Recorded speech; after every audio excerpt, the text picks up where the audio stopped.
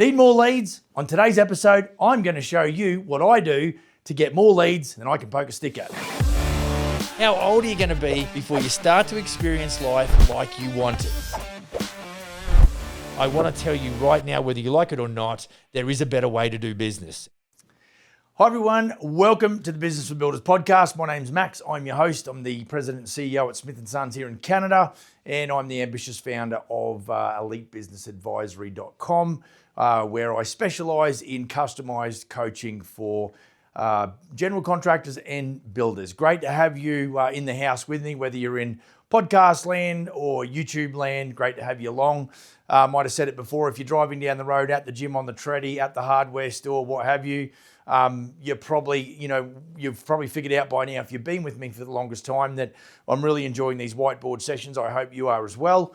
So if you're listening to this on a podcast, it's probably going to make a bunch more sense when you scoot across to good old YouTubes and check it out there. If you just dropped in for the first time today, welcome. I trust that there's something that you can tuck under your arm and make your business and your lifestyle better. That is the name of the game. Don't forget, like and subscribe. One of these drops every week. And be sure to get across to Business for Builders VIP on Facebook. If you answer the 3 questions there, I'll let you in. And that's a great little community starting to build there. And I really want those, folks within that group to be able to start asking questions and really start to rise. A rising tide lifts all ships. Okay. So, the more success, the better the reputation of general contractors and builders in the industry, the better. And I would throw this out there just as a little bit of a off the cuff comment, that as the older boys, my age and above, start to drop off the end, with less guys and gals coming into the trade, I think the next 10 years is going to prove to be a very profitable industry to be a part of, folks. So, don't discount that. But anyway, let's get on with it. Today, last week, I better be careful I don't get like whiteboard marker on my face. That would be funny, wouldn't it? Anyway, last week I introduced you to 4 steps. Okay, if you want to systemize your businesses, what you got to look at, and so we run through those steps. This first one was systems. The second one was lead generation. Third one was recruiting well. The fourth one was accountability. And so what that did is it was good for me to give you an introduction to those 4 steps if you're interested in systemizing your business. If you didn't watch that, bug out to the episode before this one, and it's going to be a good introduction. But nonetheless, the second step in that 4-step process, I guess, for systemization was lead generation. And so today, I'm pretty excited about this one, because when I sit with building contractors or general contractors and builders, the first thing that I really ask them is going to be one of these 2. How many leads did you get in the last 60 days or 90 days? And what sort of documented systems have you got? Everything from sales to construction and the whole 9 yards. And more often than not, nothing in writing as far as systems, and nowhere near enough leads. And then the leads that I got, they weren't that good. So really trying to nip both of those in the bud is why they're the first 2 things on that systemized approach to having a systemized business. Okay. And so today I'm going to do my best. I am not a marketing expert. Okay. Back in 2016, I bumped into a guy by the name of Gary Vaynerchuk, and he started to blood me in on all of these, different fundamentals and philosophies around marketing and how to use digital, et cetera, et cetera. So I've done no different to you. You're sitting here getting education today. I watched a bunch of videos, hundreds of hours of his videos, and I liked his attitude and the way that he flexes, but I also love his street smarts as far as digital marketing, and I love his empathy towards the end user. He's got that book, what is it? Jab, jab, jab, left, jab, jab, jab, right hook. And that's symbolic of giving value, and then asking for the business with no strings attached still. There's no guarantees that you get the business. And I really, from someone, and I might have made it clear in the last episode that, there's no room for ego. And so I might give. There's got to be no strings attached, because that's called manipulation, and I don't subscribe to that.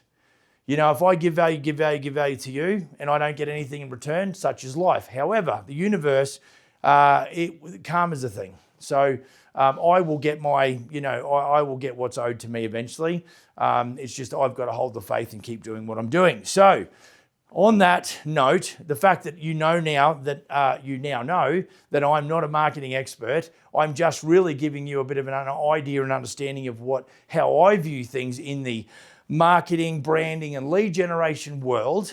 I'm going to spend the next 20 or 30 minutes with you just giving you some of the good oil around some of the, I'm going to try and educate you, bring some things to your awareness, and hopefully that you'll be able to tuck that under your arm and really make your business better and move your way towards making a couple of $100,000 a year from your building company using that 8 to 10% net profit off the back of, who knows, a $2-3 million business. We'll see what happens. Okay, lead generation budgets. How much do you think it costs to generate enough leads to create $1 million worth of sales? I'm going to give you these answers right now. Now, this is the first thing. When guys come to me and go, well, I spend $500 a month on Google. Okay, well, I can easily extrapolate that out and figure out how many dollars worth of sales. It's kind of that predictable. Now, the thing is, you've got to understand, the first thing I ask clients to lay out, EBA clients, so my coaching clients, is what kind of revenue would you like to do? Now, there's always the first answer, and then there's always a little bit of a reiteration on the first answer, because once I tell them how much money they've got to spend on marketing, they'll either go, I'm not comfortable spending that, or I don't have money to spend on that. Okay, so let's just cut to the chase to figure out where you stand as far as revenue. Because I know too, if you said to me, I want to do $1 million worth of sales next financial year, then I will tell you that if your conversion rate is 20%, you're going to need $5 million worth of inquiry. Okay, so because 20% of $5 million is $1 million. So when we start looking at, if I've got to go through $5 million worth of inquiry to find $1 million, that means there's probably marketing money that's going to be spent.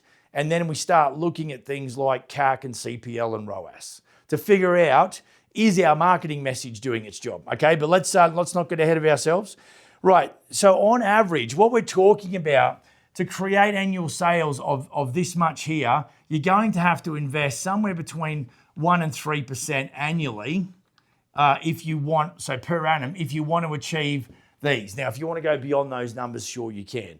Okay, but for these, I thought this would be an interesting way to start. So basically what we're talking about here is about 10 to 30K per year. Okay, so you can calculate whatever that is per month. And then we just keep on bouncing that up. So now we're 20 to 60K per year. And just to make sure I've got my numbers right, we're 30 to 90. 30 to 90K. So when you start looking at, even if you took the 10, 20, or 30, and you start dividing that by 12, that's going to tell you basically what your obligation is, if that's the kind of revenue that you want to achieve. Now, understand this. So when we start out up at the top here, profit is tied to consistent marketing. It just is. If you don't market, this is where guys that have word of mouth, yay. Right? Well, we've seen lots of word of mouth go down the toilet. Why? Because interest rates went up, inflation went up, material prices went up, people had uncertainty, there was fear in the marketplace, and guess what? There was no word of mouth, or very little. Okay? So, and yet because of the marketing that we've done, I shared on the last episode, we're branching out into Nanaimo, and I've had 20 odd leads come out of there in the last 90 days. No marketing spend. Now, I'm not going to sit on that. Okay, we're about to deploy that. I've got a construction manager who's a subcontractor who's going to work with me, and I'm going to do all the sales and estimating from head office here, and he's going to basically be my boots on the ground. I'm going to visit that town once a month to ensure, kiss the babies, meet the clients, make sure quality's all in place based on, the quality assurance mechanisms that I've got in play digitally. I do now want to get round boots on the ground and check out, what's going on there. Okay, but so it's if you don't have the right allocation financially, then it's going to be impossible for you to be able to get to that. So what it means is, if you're wanting to make a profit and you're not marketing consistently at the right level, you're not going to get leads. So when you go back to the episode last week when I talked about having systems in place, and then the next thing is lead generation, if you haven't got consistency around there, you're never going to get a business out the ground. You will spend a decade just kind of dawdling around trying to get leads. Mate, the easiest thing for me to do, I had a client, him and his wife walk in the office last week. Facts, okay? This was on Wednesday last week. And so they walked in. Hey, never seen them before, don't know who they are. And they talked to me about their project, and I found out they liked our website, et cetera, et cetera. That was on a Wednesday. Thursdays for me is a bit of an open day. I intentionally blocked that out to catch up for the week's work and then maybe to plan, what's happening next week. And I said, look, I can pop up to your house. It's 10 minutes away. And I went up there on the I went up there on the Thursday. So they walked in on the Wednesday, went up there on the Thursday, and then we met again on the Friday. And there's a little bit of a time crunch. And, I was able to, because of what I do, we've talked about AI and estimating, and I was able to put together a $170,000 quote for them in 3 hours on a Friday afternoon. Ta-da, right? You're welcome. So that would be a price. So what happens is their financiers are going to get that over the weekend. Then they will obviously close the deal next Wednesday. Let's say that it's basically a week after I've met them. And then based on the fact that, yes, there is a lot of contingencies and cushions because of the rushed nature of the quote, we will probably go to a building contract literally 7 or 8 days, 9 days after I met them. Now, the whole thing around, they walked in my office, they said, we like your website. Remember, I've said in the past that people will go and research you before they even call out to you. They have told me point blank, and if I was a little bit slimy, I could take advantage of it. But they said to me, Max, we're not shopping this around. We just want you to do the job. We've listened to your testimonials. We trust you. Guys, there's 101. And I'm going to talk a little bit about that as we get deeper into today's episode. But, that's the kind of, now, a couple of things happen. One, I've been at this for a while in this town. Let's call it 7 years. Second thing is I've got a storefront, a shop front, bricks and mortar, okay? Third thing is I've got 20 testimonials on the website. Why do you think it's just do you think it's a kind of some mystery why they walked in and they got to speak to the owner and they were in a position to buy? All I had to do was go and execute, but I still had to know my stuff. I had to go out there and I had to look at now. When they're standing in my office right here on the Wednesday and they talk to me about what they want, I said to them, before I'd seen the job, investigated anything, literally within 15 minutes of talking to them, I said, that basement remodel renovation is going to cost you 150 grand. Now, that's before that I knew they want to do a full conforming suite, which means I've got to do all the fire rating, up to code. So it jacked the price a little bit. But I was on the money with the initial price. So there's no surprises. If they were surprised and thought it was going to cost them 70, they wouldn't talk to me again. It'd be over, okay? So profit for Maxi to go and make, let's say 30%, of 150 grand, 45 grand, for me to go and make $40,000 worth of profit, it's because of consistent marketing. Now, when you've got 20 testimonials sitting on a website, that team member, those testimonials, they never ask me for a pay rise. They never complain about being overworked. They're happy to work overtime, 24/7, 365, no dramas. If you ever ask me if you should, no, please don't ever ask me if you should go and get video testimonials, okay? Because I've just given you a reason. That the fact that I'd built those testimonials could be worth $40,000 in gross profit. That's why, okay? Right, now understand this. Here's the other caveat. Profit's is a natural byproduct of good estimating, but also profits is a natural byproduct of good product delivery.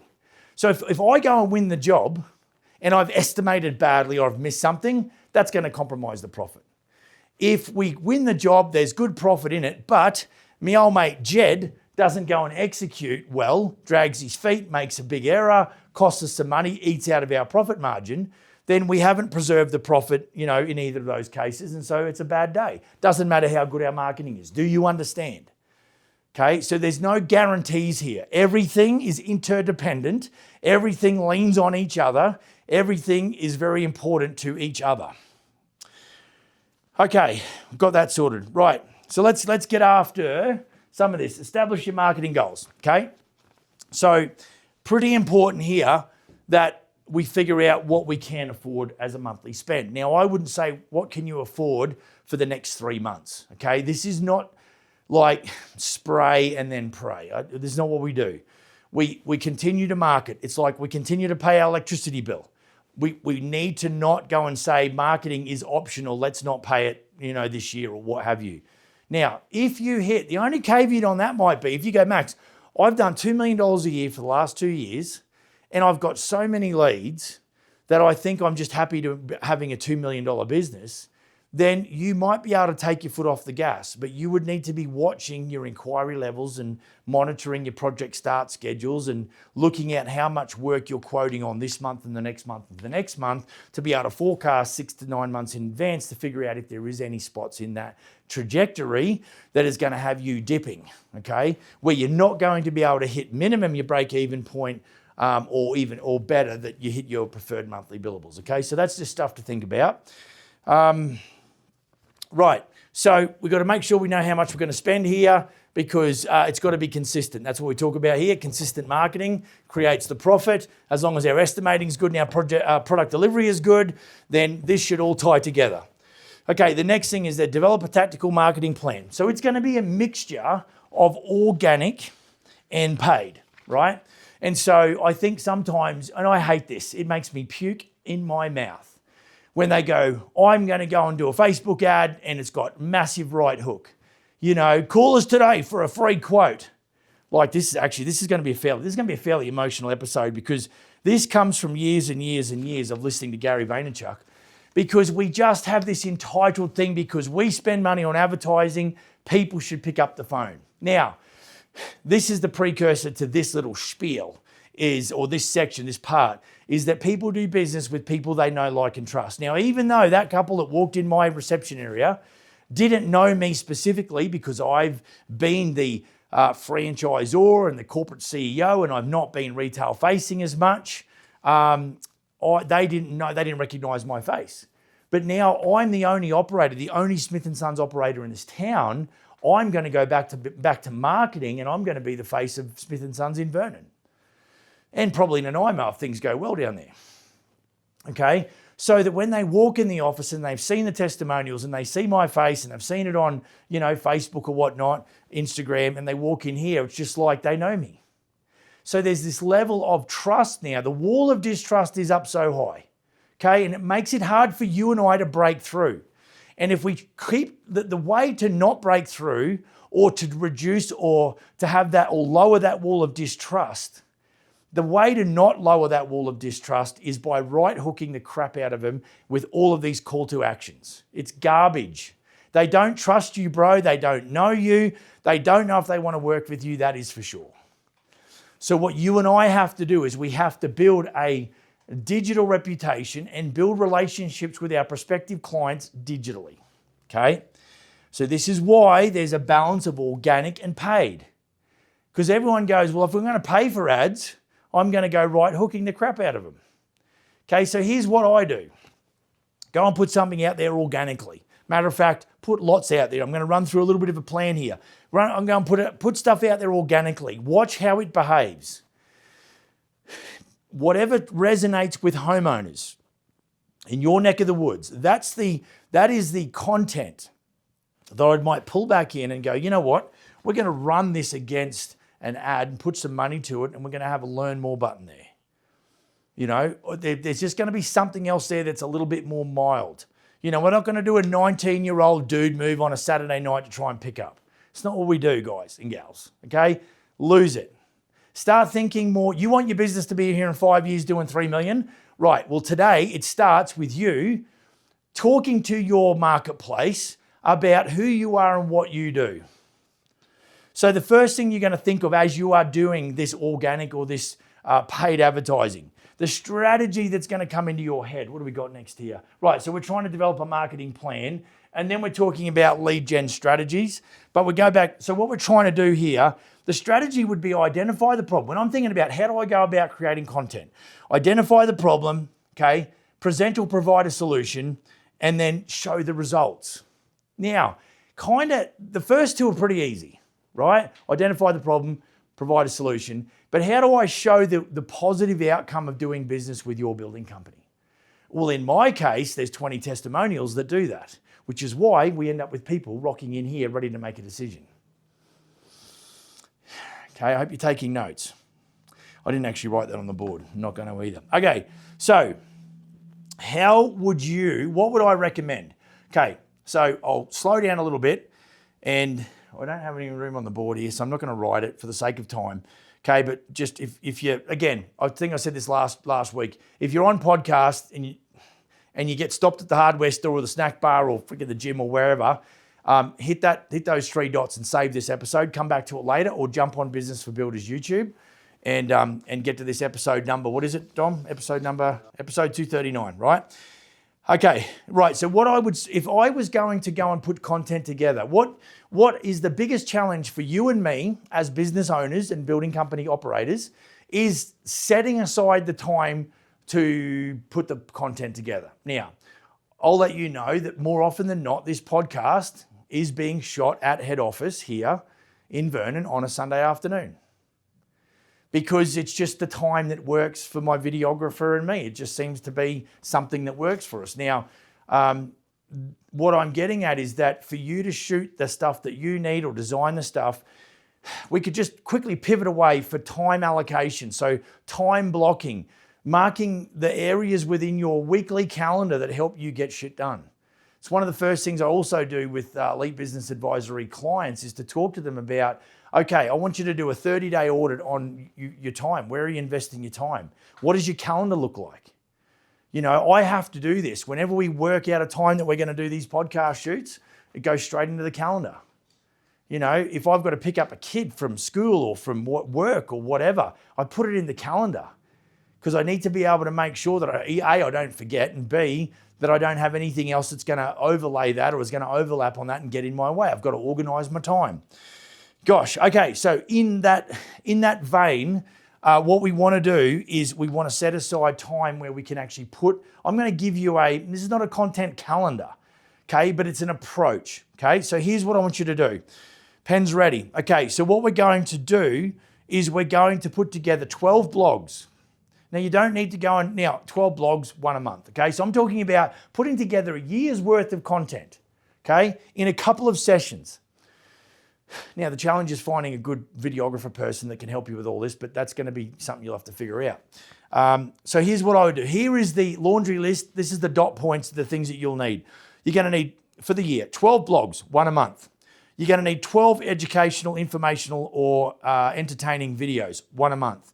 You're going to need 36 emails, so that's 3 a month. And now, if you can only do 1 newsletter per month, so be it, that's fine.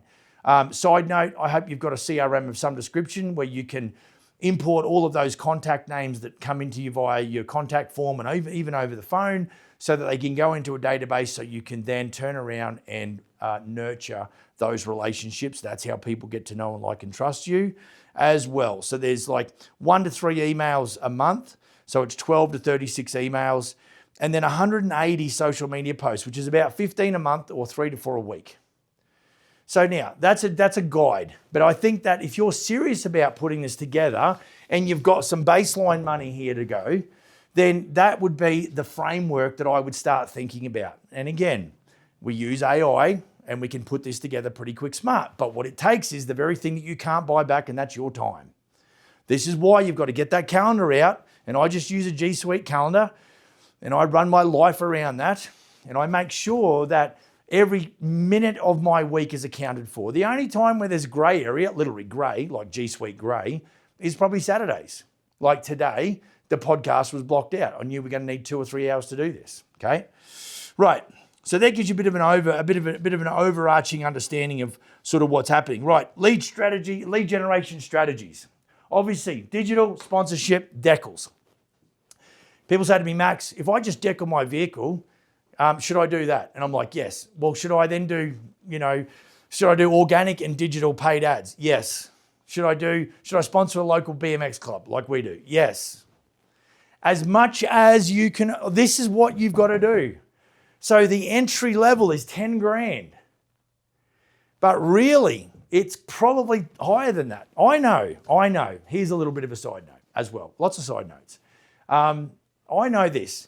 There is other larger coaching groups in the building game than me who will charge you somewhere between, 50,000 Aussie, 55,000 Aussie, 49,000 Canadian, and probably 36,000 US. You can do those numbers to figure out. US, Canadian, AU. for 12 months coaching, and that will be a 12-month contract. You won't get in with them, if you're not prepared to spend, the 50K, you won't get in with them if you're not already spending $7,500 a month in advertising. That's the minimum standard, folks. So that's $90,000. Like, we're up here. And that's what they say. If you're a $3 million business, that's our entry level. We can take you to 10 million. But you're going to need to be dropping 90K a year on advertising. I'm not making this up, right? So this is what we want to do. It's a mixture of all of these, but it's going to be all determined around how much money that you can spend. Okay, number 4, track the performance and adjust. So when you've got this in place, tracking the performance and adjusting. So essentially what I need to understand is, what are some of the parameters, for me to understand? So we want to track the performance of your campaigns, use analytics to measure your return on investment and the quality of the leads, okay? So one of those might be, some of the key metrics that you can track is lead conversion rate. So like I just said, lead to job or quote to job, what's the percentage? Another big favorite of mine is CPL, or cost per lead. So in other words, what did I spend? How many leads did I get? Now, if you're with me, you'll get introduced to my activity key metrics, and right on the right-hand side is all of those. CPL, CAC, ROAS, okay? So CAC stands for customer acquisition cost. So then it comes down to, what did I spend and how many jobs did I convert that to? So remember, the first one is, what did I spend? How many leads did I get? The next one is, what did I spend? How many jobs did I convert? And you can look at that on a monthly basis, on a quarterly basis, on a yearly basis. Okay, and then we want to look at the lead quality. So if we're getting consistency, like Friday I had 2 leads, 2 voice messages, maybe one Friday, one Saturday. And, we want to remove a tub. That's not kind of, if I've got Google ads running, which I do, that's not the goal. The goal is not really to get, hey, I want to remove this and put a vanity in. It's like, crikey, right? So that's all of a sudden lead quality is out the window for the moment in time.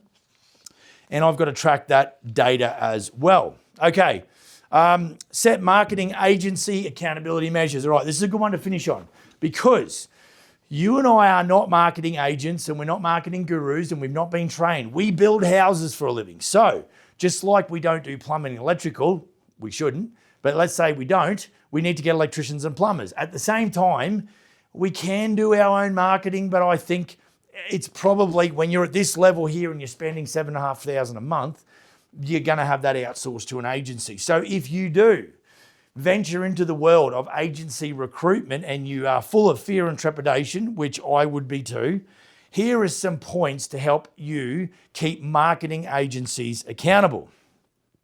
So you want to set clear goals, you want to track results, and you want to hold them accountable for performance of the advertising. Now, I've seen too many building company owners trust these people. Now, the whole reason that we put these measurements in place is because, you tell me you're going to do this and I trust you. The way that I'm going to verify that, bro or broette, is in the results.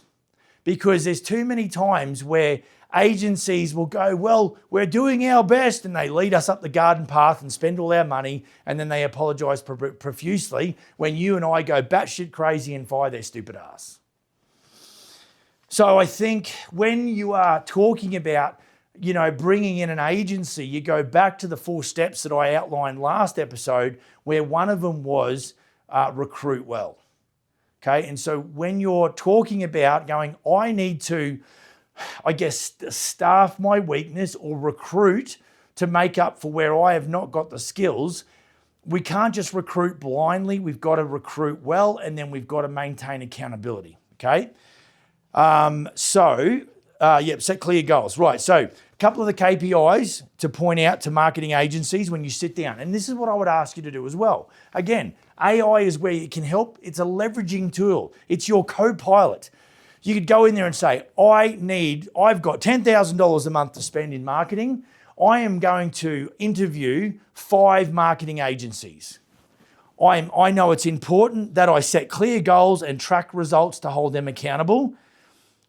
outline for me a meeting agenda so I can share with each agency. Now, this all of a sudden would go into naturally for me, which is why I'm going here off script a little bit, is in the psychometric profiling. So you might ask them questions like, so how many building companies, have you worked for? And they could probably come up with a number. It's like, great. Tell me about the instances where a building company owner's been with you for 6 months and then fired you because you didn't get them enough leads. If that doesn't put the fear of God into them, I don't know what does. But that's what I'm talking about. Use AI as it relates to psychometric profiling, where we ask open-ended questions, where there's situations or scenarios that you and I might walk into, and it's like, I need to know, hang on, before I dive into that, I want to know how these people are going to handle that. Because unfortunately, there's a lot of these agency people that are very charismatic, okay, but have no character, okay? Now, Gary Vaynerchuk has a high level of charisma, but he has a high level of character because he's Russian bred. He had a very stern upbringing with his mum and dad. He didn't get any silver spoon shoved up his you-know-where and gave him everything that he wanted. He had to work for it. And so what we want to make sure is that, sure, they all sound good because everyone sounds good on their first day in their resume. What we want to make sure is that in 90 days that person delivers at the level that they had promised. Questions? Right, so KPIs to monitor, just a few, okay? Obviously the lead generation rate. Now at this point, we might say, look, I need to get 10 leads a month that are worth $1 million. So I can convert 20% of that. I need 200,000. If I'm going to run a $2 million business, that's exactly what you need, okay? So I need 10 leads worth 200,000. Okay, so that's $2 million, and maybe I convert a little bit more than that, right? So do those numbers. I might not have got those numbers right, just by the way, but just look at the lead generation rate, and you've got to know what you need. Don't just sit there and go, I need leads. If you were my agency and you were sitting down with me right now, I said, hey, pal, this is what I want to do. I want to do $2 million worth of sales this year, right? Multiply that by a factor of 5 because I convert on average about 20%. That means I need $10 million worth of leads. This, divide 10 million by 12, that's how many leads I want. I will know within the first 90 days whether you and I are going to keep doing business or not. It's got nothing to do whether I close, but it's going to have to do with a high quality of lead and the right numbers dollars-wise worth of lead. No point in getting me 10 leads if they're all for a vanity replacement. It's worth $3,000. That's no good. It's no good to me. But I need to track the numbers and I need to track the forecast bill value. Okay, so then I need to look at my marketing spend. So we talked about CPL, we talked about CAC, so it's cost per lead, customer acquisition cost. Now ROAS is return on advertising spend. How much revenue do I create for every dollar of advertising spend that I invest? Now remember, it's not just, it's digital, it's sponsorship, it's decals, it's radio ads, it's bus stop, it's billboards, it's everything that goes into branding your business, putting that brand out there so people get to know who you are and what it is that you do. Okay. So look, it's what you need to understand is that the market is on your side. Like if you're in Kelowna right now, okay, because it's one stat that I'm reasonably familiar with right now. If you're in Kelowna, there is $760 million worth of renovations happening in that town, minimum, okay? You just want to build a $5 million business, don't you? What's the chances of you signing up $5 million worth of work? See, start with the end in mind. And you go, holy shit, dude, I wouldn't know where to start if I had $5 million worth of work on. That would be just out of control. Right. So the higher the levels, bigger the devils. The higher you rise, the sharper the knives. See, what you're going to do is create more headache for yourself. You're going to go and do all this wonderful marketing, spend appropriately, and then all of a sudden you're a one-man band and you've got to go and do the sales, and you've got to do the quoting and estimating, you've got to do the contract administration, you've got to do the procurement, you've got to do the construction management and the carpentry, and you've got to do the quality control. Meanwhile, you've got to go back and do more sales. You're not going to build a $5 million business, bro. You go back to the last episode. That is how you build a $5 million business or more. By walking through those 4 steps. You've got to have systems. You've got to have leads. You've got to have recruitment processes. You've got to have the ability to implement and execute off the back of accountability. I think we're just about done. Any questions? I hope that's good. If you've got any questions, hit me up on email. But in conclusion, what you've got in this situation, in this part of your business, okay, in marketing and branding, it's all about pushing and pulling at the same time. Okay, there's going to be a time where you've got to throw money at it and you do all the work with content creation, but then there is a point where you've just got to wait and it does have to come to you at some level, right? And so without a system to consistently attract high quality leads, scaling your business will be a challenge. And of course, consistency is crucial. It's the key to a predictable and sustainable business. And I'm telling you right now that as you do more social, it really takes time and to consistently build and optimize that which you are already doing. And I'm telling you, every time you do it, you will learn from it, okay? So focus on that. If you've got any questions, hit me up. Like and subscribe. Get across to Business for Builders VIP. Hit me up on email, max@elitebusinessadvisory.com. I look forward to chatting with you about your business. I wish you all the best and all the success. Go and build that kick-ass business. See you in the next episode. Cheers.